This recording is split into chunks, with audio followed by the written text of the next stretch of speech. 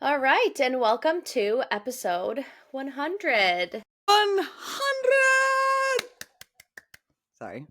I'm really excited. Thank you so much, Jazzy, for agreeing to do this with me. I'm really excited about just talking about the journey and everything that we have been doing, everything that we are doing. So, yeah, where did we want to start? Well, congratulations. Thank 100 you. episodes. Majority of podcasters fade out around episode 8, and you are celebrating 3 years of being a podcaster.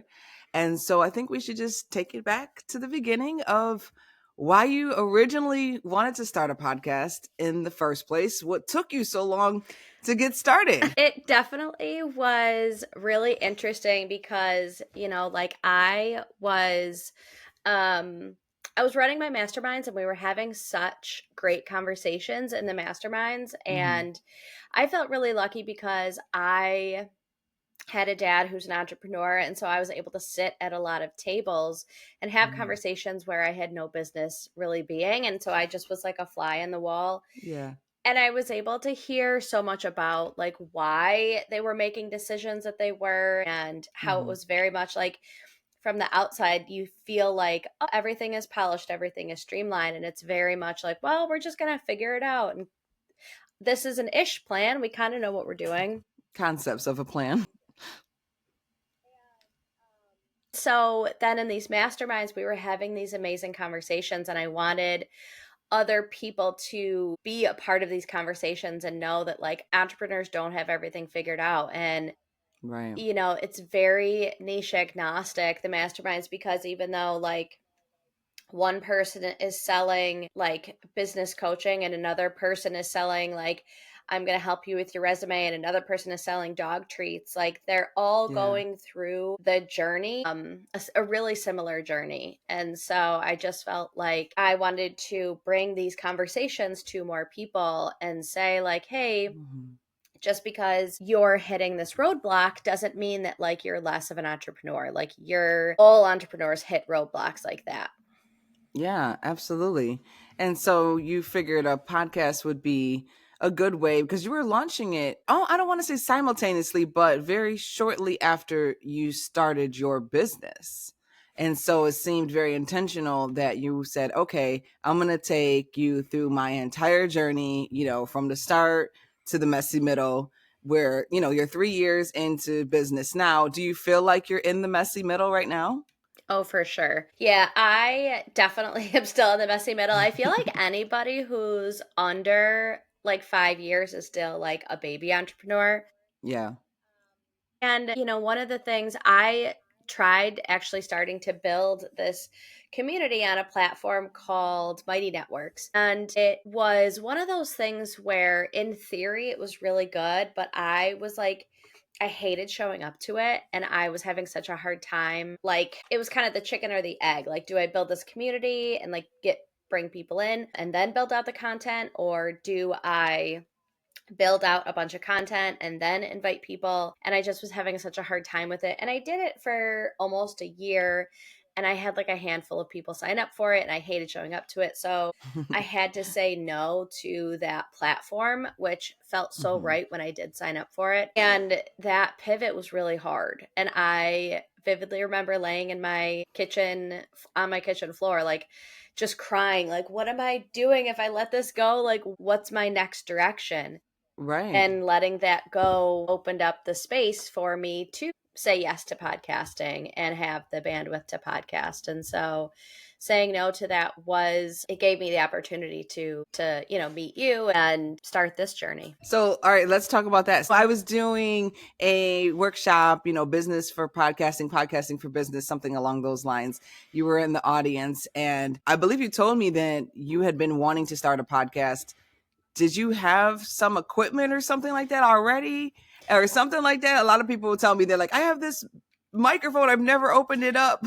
Yes, literally, the microphone was sitting in the box on my shelf for like a year because it had Yeah. been something that I'd wanted to do. And just there were parts of it that I think, like the editing piece of it, was something that Yeah. was like, it just felt so heavy. So there was a lot of friction around it. And so I never said yes to it. So it was just sitting in a box staring at me. And I kind of talked to my dad about it. And he's like, Marshawn, this isn't if, it's when. And so, like, why not Right. now? Just go do it. So I want to back up. The producer in me is like, hey, where's your introduction? So for those of you who are joining on LinkedIn and maybe you don't realize, my name is Jazzy T. I have a company called Jazzcast Pros, and I'm jumping on with Marshawn today because I'm actually the producer of her podcast, which we haven't mentioned the name of. It's called High Vibe Table Talks. And today is the 100th episode. And so, yay! Very, very exciting. So we're kind of going through the journey of why you started a podcast, what you thought it was going to be originally, what it's turning into now, and we're going to highlight some of the top episodes. And I'm saying top. Some of them are just our favorites. Some of them are the most listened to. Some of them had the most interaction on social media. So yeah, it's the top all the way around, in our own opinion, I guess. Yeah. And I doubt, like top is very subjective because I literally like leave every interview and I'm like, I can't believe I get to do this. Like, I get to talk to the coolest people doing the coolest stuff. Even like Carly, who was on Instagram Live, which if you were on Instagram Live and came over here, thank you, because that tech Yay. was not working.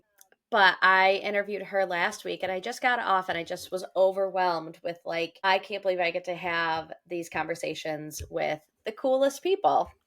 And that's what I really relate podcasting to, because it's like if you think about, high school days and, whoever was throwing a party, like they instantly became the cool kid, right? So it's like, oh, my parents are out of town. I'm going to throw a party and like everybody's going to come because like at the time, I mean, high school parties were just what they were. So you got the chance to invite people that you normally don't interact with. And it's similar with podcasting. You can have somebody, that you would love to pick their brain, or let's grab coffee, and then the coffee never comes, right? But if you invite them to your house party or you invite them onto your platform, then suddenly they have 20, 30, maybe even an hour of their time to be able to give to you. And so that's one of the things, for business owners such as yourself and other people that I work with, I always say that podcasting really does open up the door to have those amazing conversations with really cool people. Yeah. Never comes, right? But Whoop. if you invite them Whoa. to your Hey. Sorry, I was just checking to see if there were any comments on LinkedIn and opened it up. Oh, okay. So, all right. So let's first talk about, let's talk about originally who you started this podcast for, because that's a big part when you're creating something. You want to know your, what we call a listener avatar and how that's evolved. Yeah. Yeah. It definitely has evolved a lot. And I want to like shout out to you because like I have become a student of podcasting and you have really helped me like guide me through that process. And, when I did first start, it was kind of like, I just want people who are excited and feel, my favorite word, tear-sighted about something. They're terrified and excited. I want them to feel empowered to go for it and take action and do something. And so it was very much like, well, is this a podcast for someone who maybe wants to like move to Europe or buy a house or start a business or run a marathon? It could be for any of those people. And as we've gone through it, I've really like niched down and try to find like what is the one thing that I can help push people towards. And Right. so I have honed in on my content. It has become a lot more sales heavy. And I really feel like I speak now to a woman entrepreneur who feels really called to start and grow a business, but feels really stuck around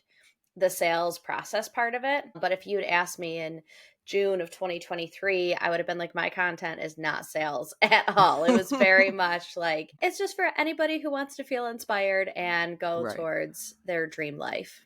Right, right. And I would argue that most podcasts are for anyone who wants to be inspired.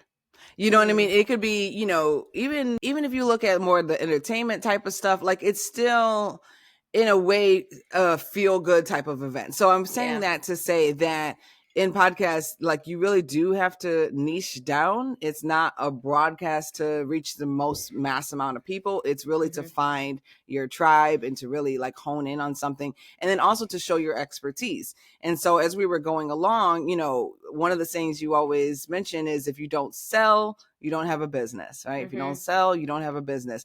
And that's no matter what it is that your business is around, whether it's service based or product based, you still have to sell, you still have to tell people about it. And, in this, new batch of entrepreneurship that's really, sprouted since the pandemic, probably a little bit before that as well, but definitely nowadays everybody's trying to find like a side hustle or another way to make some money, and not everyone has had that corporate sales training that you have had. And so I think it was a very smart move to say, okay, like understand what it is to make 200 cold calls, Mm, in a day, and be able to, open up the phone book, and nowadays is open up the DMs and yeah. just like say, hi, this is who I am. And, have you ever needed this type of sales? And I'm not the sales expert, this type of product, this type of service, but you could kind of phrase that a little bit better. And I know that you've put together a lot of work in your course too. Yeah. Yeah, it's definitely like, and it's been cool because this podcast has allowed me to like flesh out a lot of ideas and different, what connects with people, what do they resonate with? And so that has really helped me hone in on like, okay, people need to be having more conversations and putting their stuff out there.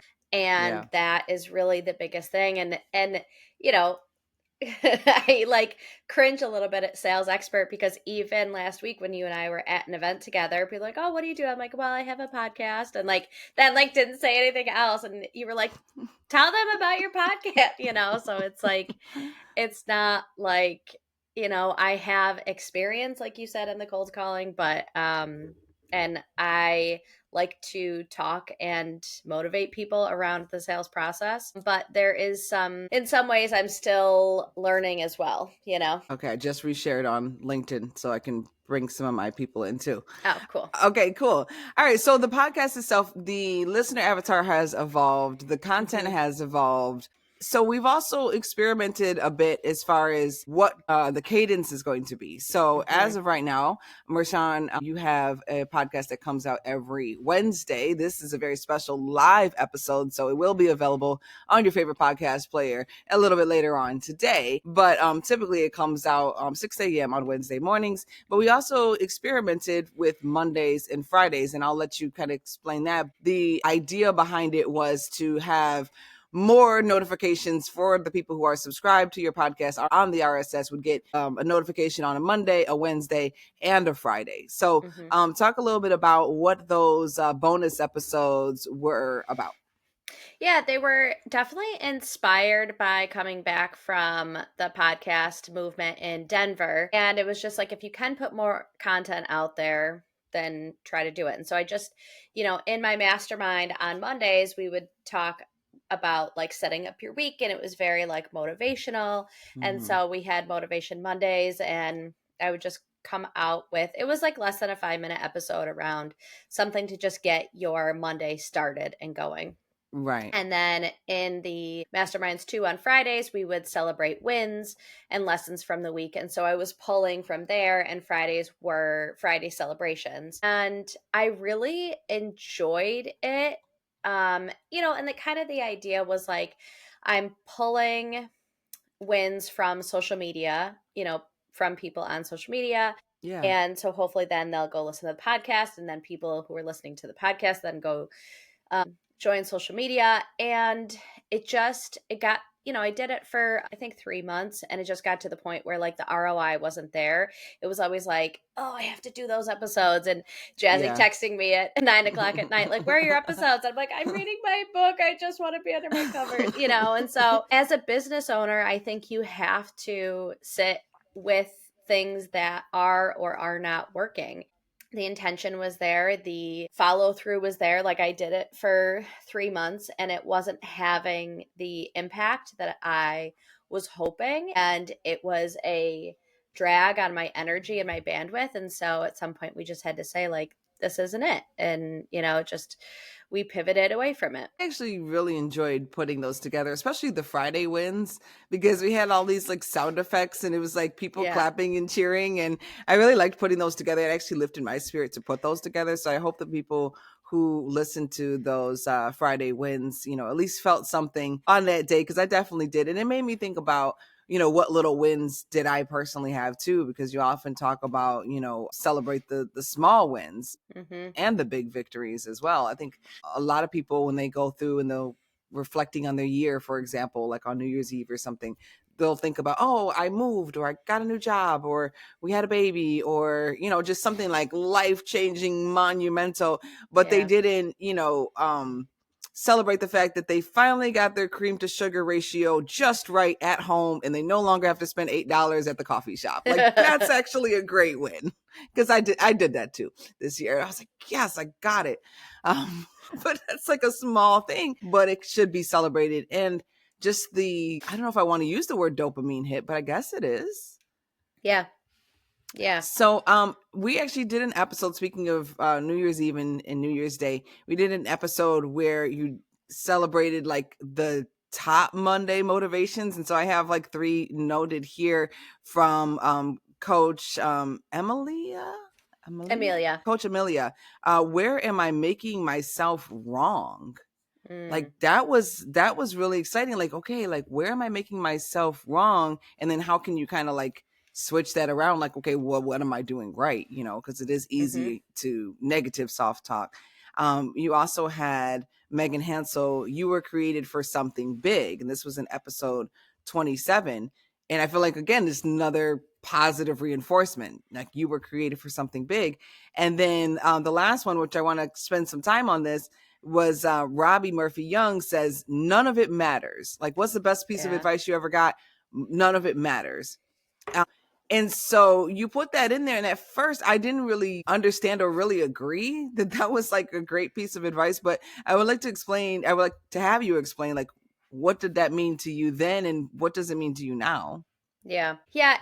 Robbie is like one of my favorite human beings. She just is so cool. And her and Amelia they were a part of my mastermind for a long, long time. But Robbie just has such a magical way about like viewing the world. And when she said that, it hit me really hard because we put so much pressure on ourselves to like make everything perfect. The next decision has to be the exact right decision. And like in the grand scheme of things, like in the big picture, none of this really matters. And so obviously like in your day to day there are big things, but your next step doesn't have to be perfect. It just has to be forward, kind of that like fail forward mentality. And like, she was with me when I was joining the Pilates studio and I was like really hesitant. I was like, I don't know, and she was like, it doesn't have to be the perfect position. Like you can get into that and learn things and say, oh, this wasn't the right decision. And so it doesn't have to be forever. And so I think it just is the saying kind of gives us a lot of grace to just move and just not have to be perfect at whatever we're currently doing. And so you mentioned Robbie being one of your favorite people. She actually was your first episode, your first and second episode. Like it was so good, it went to 2 episodes. So before we dive into the content of her conversation and one of our big takeaways, just I noticed you don't really have a lot of 2-part episodes anymore. So Hmm. kind of walk the viewers and the listeners through what happened then in your first/second episode and Yeah. how are you doing things different now. Yeah. And that's another thing, like a journey that you and I have been on together, as far as like, I was very much like, oh, I'm having these wonderful conversations in the mastermind. They're not really all that guided. And that's what I want to bring to the table. But like for I don't want to say random, but like for someone who doesn't really know Robbie or it's kind of like, what are you going to talk about? Like if I bring on Mel Robbins, they're going to be like, I want to listen to Mel Robbins. But if I'm Because bringing they already on, know her and and even she has a topic base or whatever, you're going to be yeah, inspired. And yeah. Yeah. And so it was very much like, oh, I'm just going to sit and have a conversation with Robbie because they're always like so incredible. And we talked for an hour. And so we cut it into 2 episodes because we wanted, me as a listener, I like to cap out a podcast around 30 minutes. And so that was kind of what I wanted the listener to experience as well. But it was, I don't want to say our conversation was all over the place, but like it didn't have an overarching topic. And so, in working with you, I realized that out of respect for the listener, I have to say, if you give me your 30 minutes, this is what you'll get out of it. Yes. And so that was like a learning point for me to say, like, hey, Robbie, when you and I sit down, this is what I want to talk about because you're such an expert at it. And I want the listener to know when they sit down and give me their 30 minutes, this is what they're going to learn or hear about or laugh about or understand better, any of those things. And so, I really had to dial in the questions I was asking, how I was scripting it, and what my process looked like when I was bringing on guests, and even in my solo episodes. Because I kind of swung the pendulum the other way as far as then I would get Yeah. to the point where I was like, I would have this idea and I would type it all out.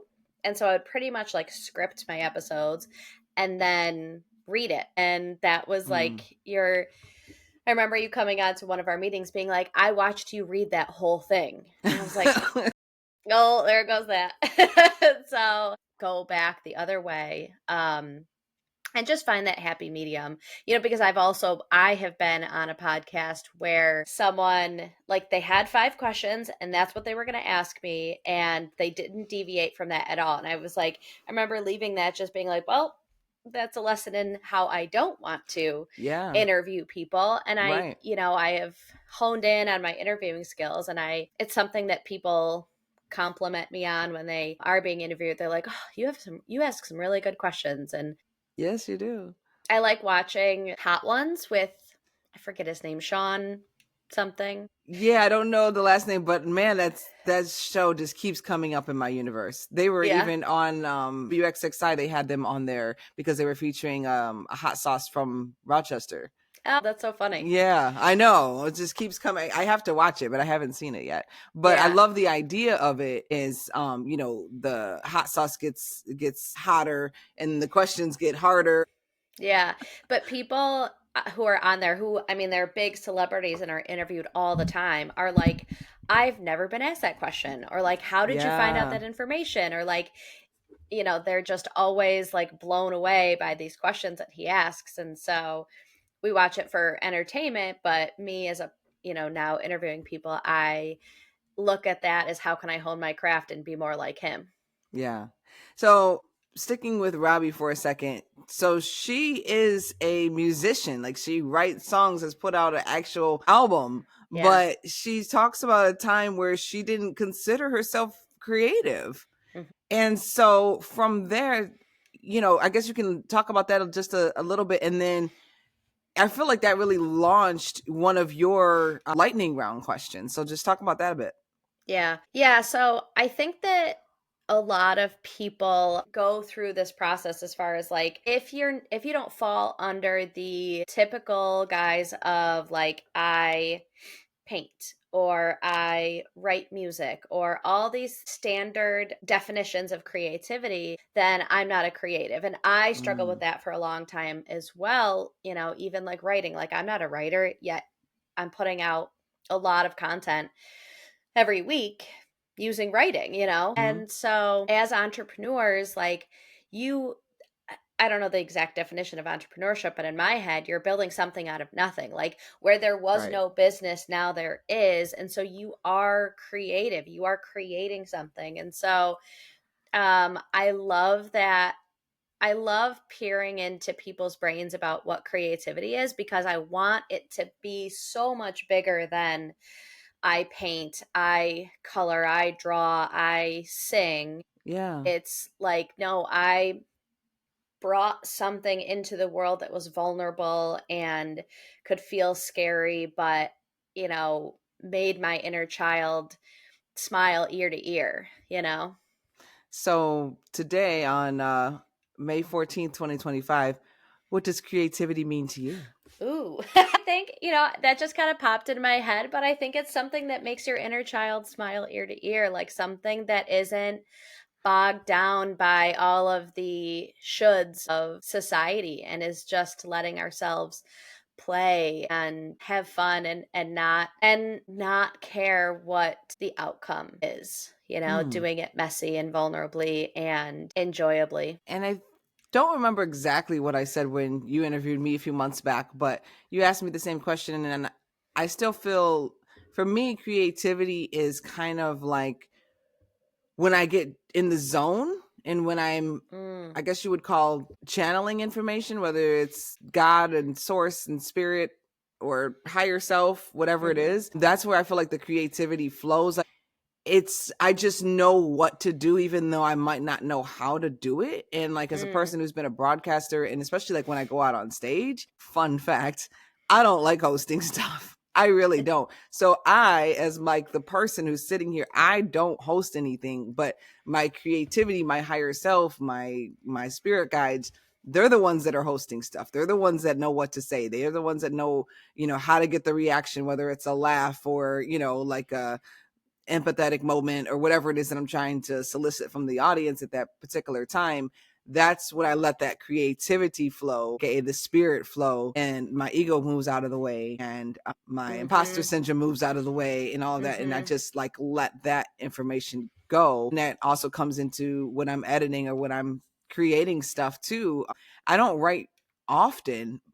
I only write when the spirit moves me to, or the flow, and that's usually like a poem or something like that. And I'll just go. You know what I mean? I mhm. don't think about, okay, I'm gonna do this stanza and whatever. Like I just start writing, and then I'm like, oh wow, that's a whole poem that I just did. But it Yeah. wasn't really me. Again, it was like the creative spirit that flows through.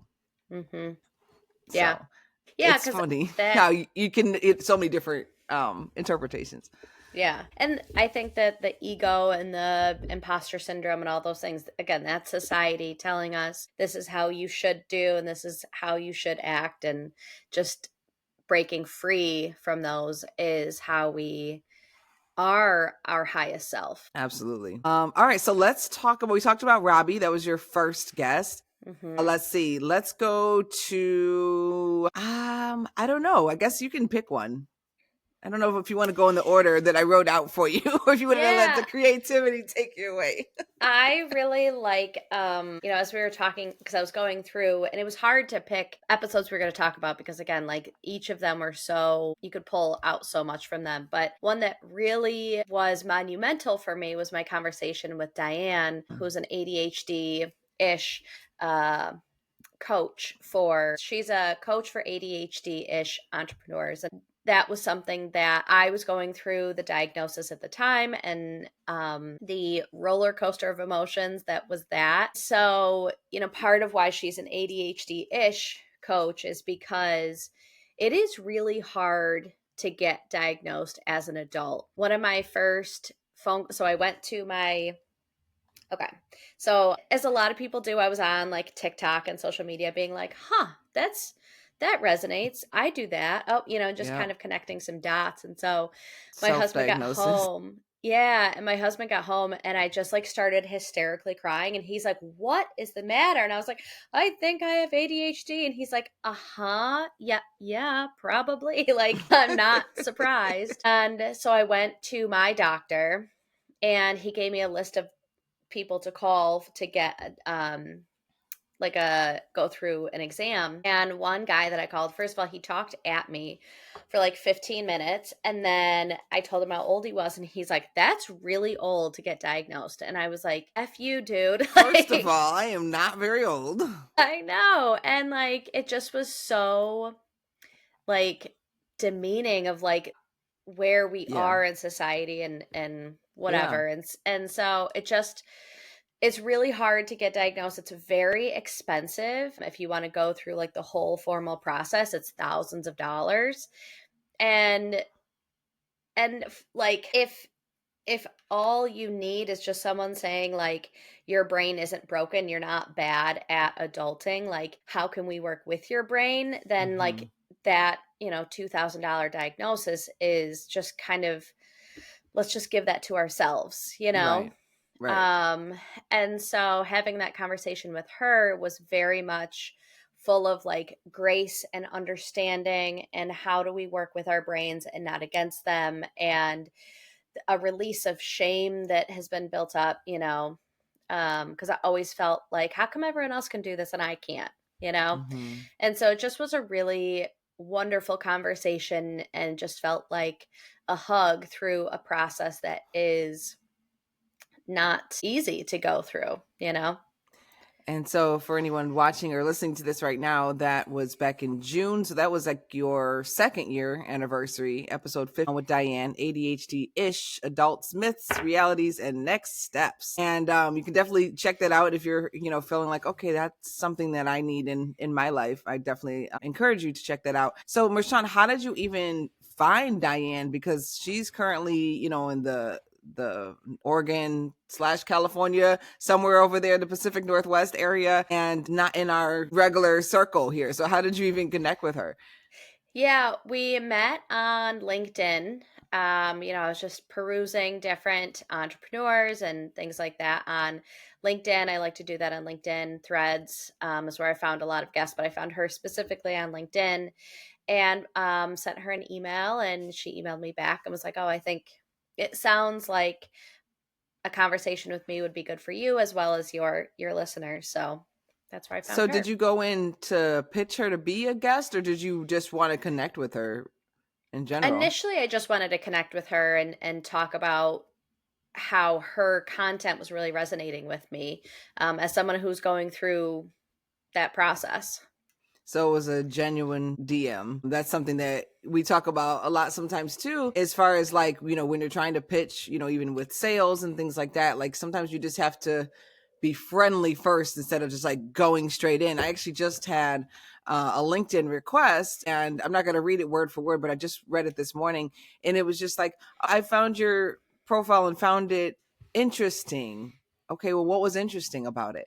And Hmm. I'm hoping that, we can work together and refer business to each other and, be best friends and go on a trip together. And I'm just like, I don't know you, you know what I Yeah, mean? And I don't really see myself really responding to that because it was like too many asks, like yeah, right out of the gate. yeah, So we're talking about like how you're finding some of your guests. Robbie, obviously somebody who was in your mastermind and in your world. Diane is somebody that you just found on LinkedIn and generally wanted to connect with. You mentioned on Threads that, sometimes you'll find people there that you resonate with their content or they resonate with your content and you kind of just connect that way. And now, 3 years in, 100 episodes, you're actually having agencies reach out to you and say, hey, I have a great guest. So number one, how does that just feel to know that people are paying other people to reach out to you? yeah, yeah. It's kind of crazy, and I get a bunch now. I probably get a handful a week. Which is, Mm. it's interesting. Especially from someone who also pitches to be on other people's podcasts. So I guess what I'm trying to get at is like some of those I can tell is like a little bit of annoying, Yeah, but yeah, yeah, you have found like a couple of really great guests, which we'll get to Will in a second. yeah. But what makes the difference when you're reading those pictures as a podcast host? Coming from someone who does pitch and does sell, I always enjoy humor. Like there was one, I wish I should have looked it up, because she made me laugh at, like, it was the first thing, which is a horrible habit, but I like opened my phone first thing in the morning and read it and was like, this is hilarious. Like it just made me chuckle and I had to respond back to it.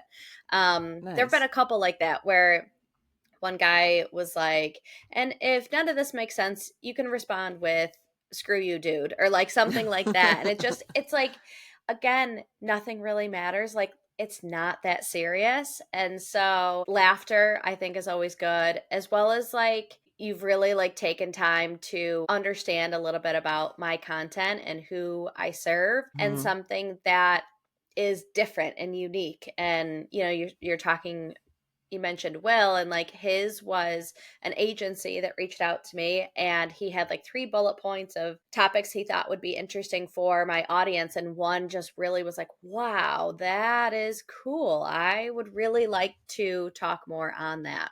Yeah.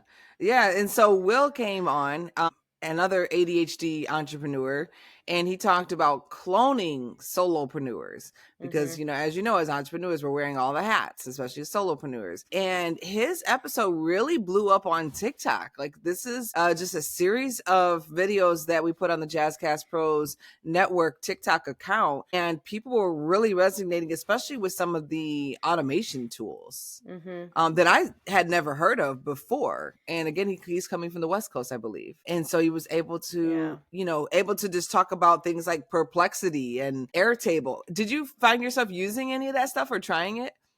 Yeah, actually, I used Perplexity quite a bit when I was building my course. I would go bounce back and forth between ChatGPT and Perplexity, and Perplexity was really good at helping me create my workbook. I would kind of like word dump a bunch of stuff in there and say, here's the topic, here's all my content.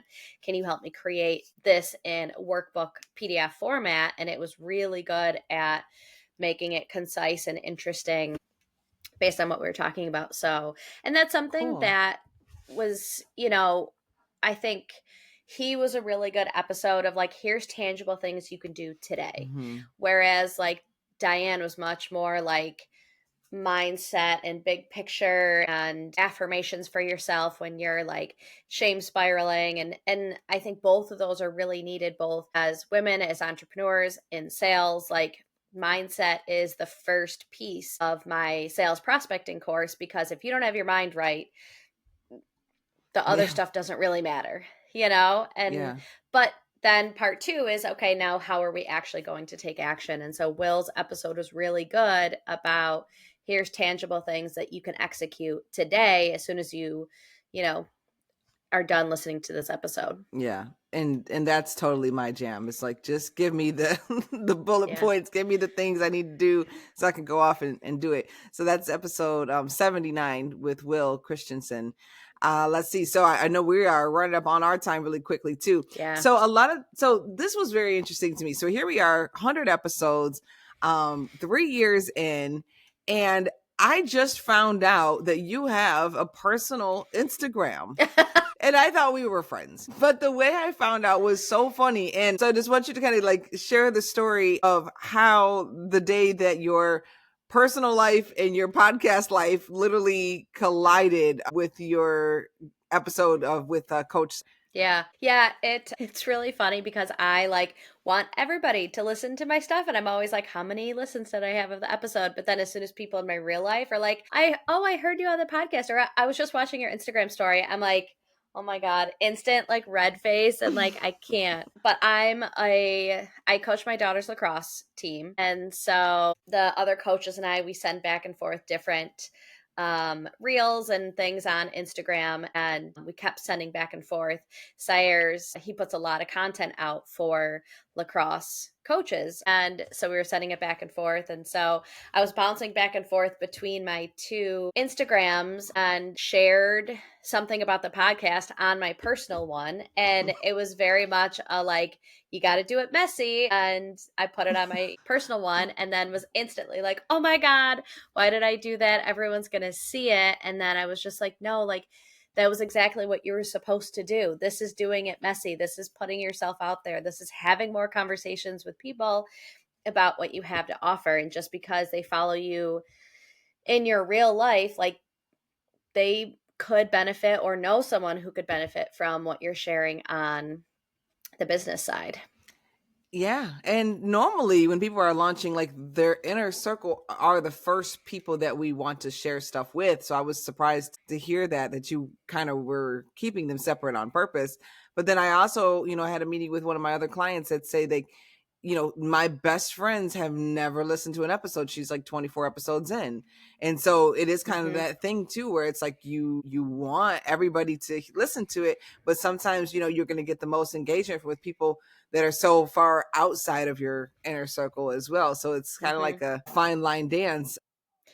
Well, I think it's part of it is because there are people, like sometimes when you share business ideas or goals or dreams, people can like, what about you a lot? Like, what about if this happens? Or what Mm. if you fail? Or what are you going to do when they say no? Or is that really a good idea? And so So you like the do. reality, they reality check you. Yeah, and a lot of it does come from a place of love because they don't want to see you fail. Right. Some of it is a projection of like, well, if you go after your dreams and succeed, that means that my Mm. lack of success is just a lack of me trying. Yes. And some people just don't have, they're very risk adverse. And so their initial reaction is like, I'm going to project out to you all the things that could go wrong. And so there Wow. are times in your life where you have to be protective of your goals and dreams because they're just like these little baby butterflies that are in your hand, and if people come and dream crush them, like it's hard, and it can take,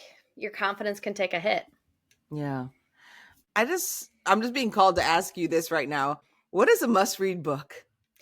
Ooh. Like right now for you? Because you read a lot of books. But what would you say, like, anybody who's listening to this right now, you're like, yeah, you have to read this. So it's, I'm going to answer it in a way that is going to sound weird because I haven't actually finished it, but it's Okay. been just like the microphone. It's been staring at me on my bookshelf for so long, and I keep starting and stopping it. But it has come up on my TikTok a couple times now too, where it's like the universe is like, read this, finish Well, this. that's probably why the universe just told me to bring it up again. Yeah.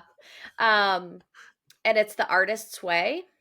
Mm, And it's yeah. 12 weeks, and you do morning pages and journal every morning, and then do journal prompts every week. And so people who have done it just talk about how that really opened the doors for them creatively, vulnerability wise, like just the morning pages really shed all the junk that we have going Mm, on in our brain, and all the things that prohibit us from living the way that the universe wants us to live.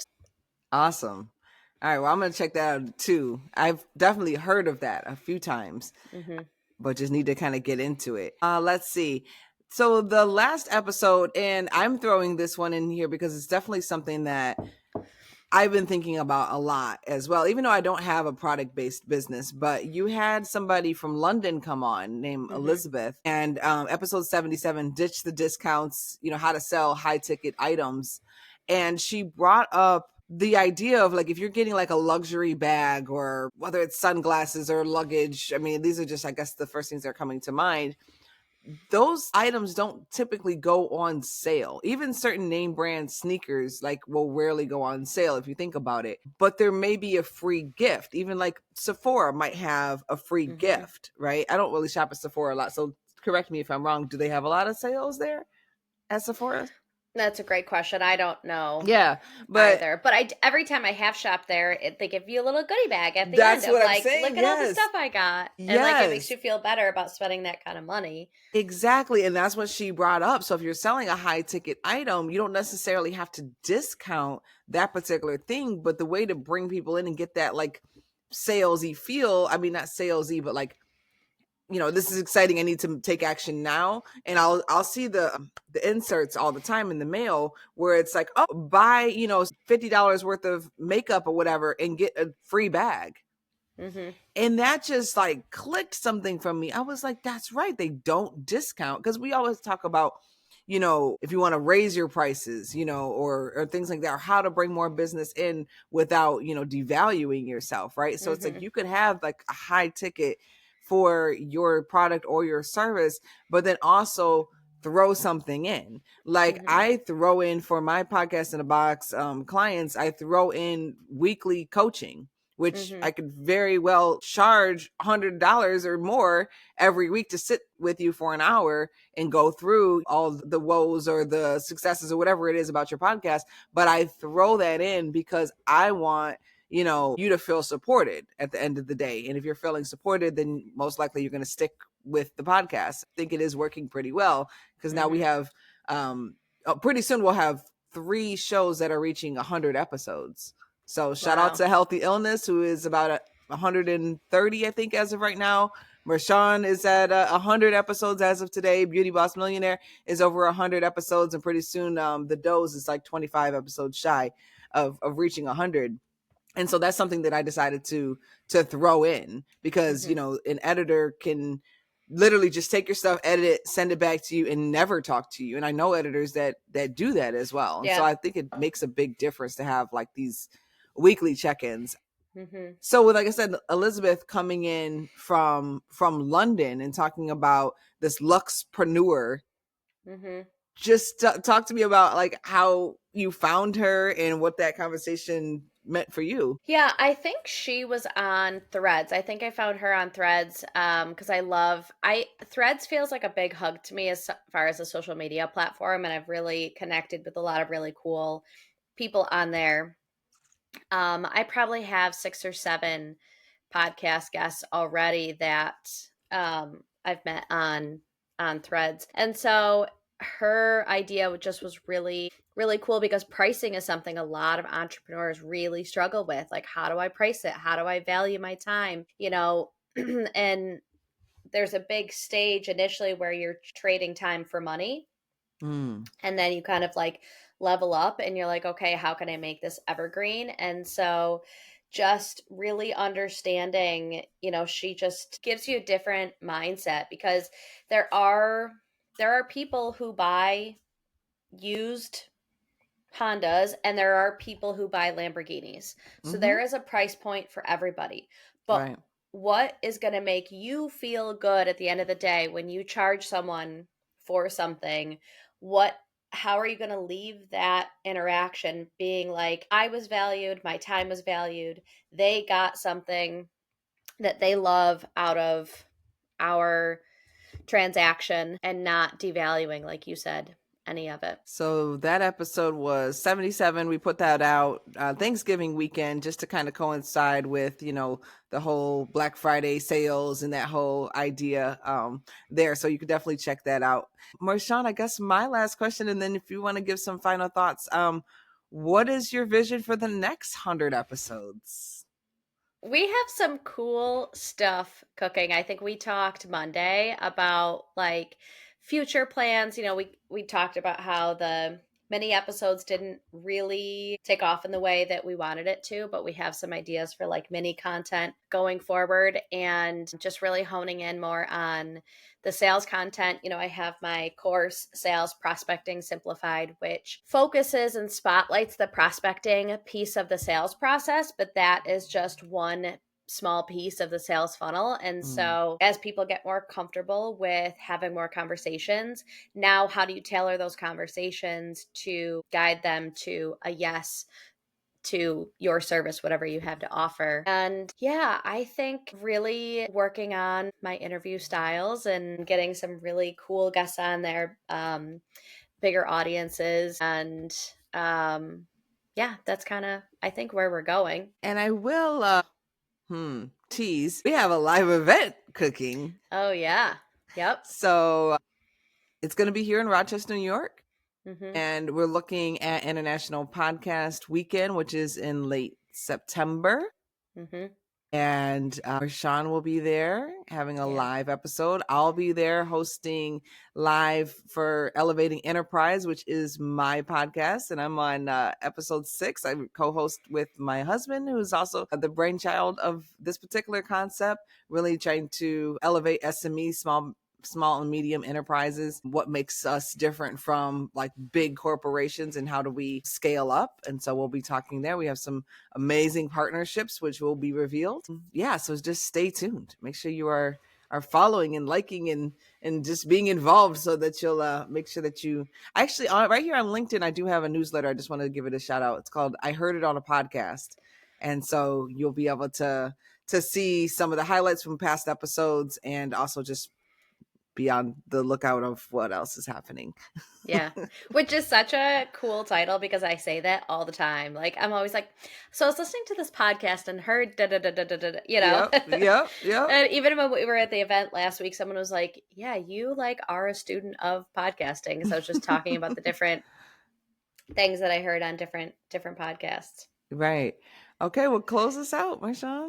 Awesome. Well, thank you so much for like doing this, putting this together and guiding everything. Thank you for being my biggest cheerleader as a podcaster and my guide. I think that I've learned so much about the process, about business, and I would not be where I am today in my podcast if it weren't for you, Jazzy. So thank Oh, you. well, thank you. I mean, you're definitely one of my favorite students, and I enjoy going through this process with you. And cheers to 100 more. Cheers to 100 more.